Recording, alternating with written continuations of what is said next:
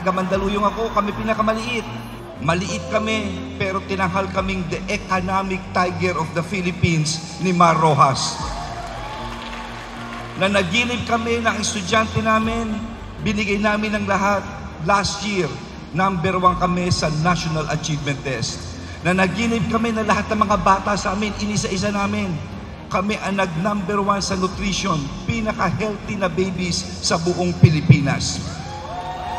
Nanaginip kami na yung aming mga special children, once mamatay ang magulang, kawawa mga batang to, binahay-bahay namin. Nagtayo ako eskwelahan. Tinawag kong Therapy Education of Children with Handicap.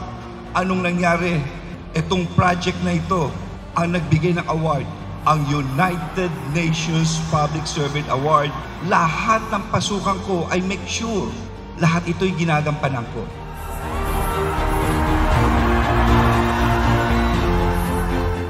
Stand alone with confidence, and most importantly, the compassion and empathy to always listen to the needy. Isipin nyo lang ito, kung bawat mayaman o bawat may kaya, mag-share lang sa tatlong nangangailangan, wala tayong magiging problema, hindi ba? Kalidad na buhay, gawa, hindi salita. Mabuhay kayo lahat, mabuhay ang Tiga Pangasinan.